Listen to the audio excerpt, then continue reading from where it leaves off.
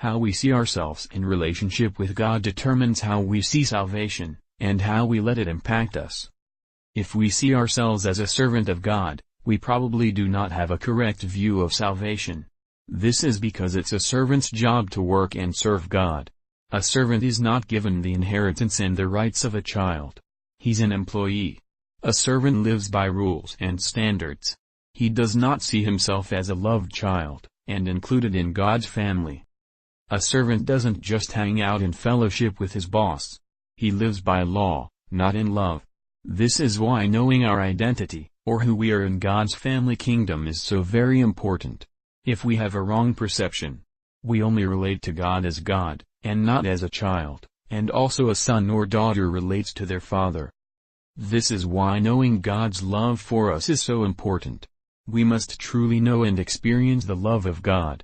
When we do, everything else changes for the better, and God's revelation flows into us.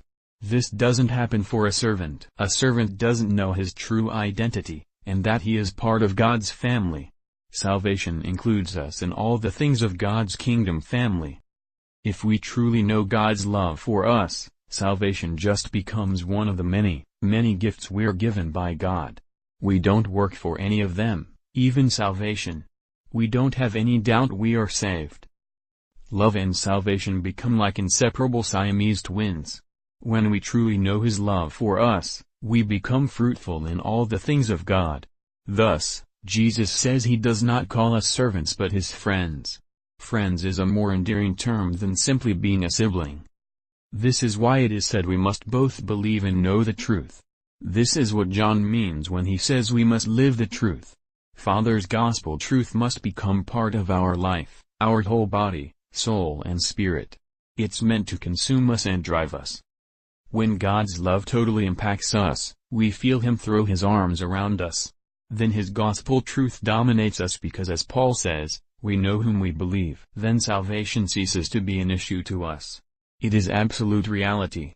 This is what Paul means when he says the love of Christ passes knowledge and fills us with all the fullness of God.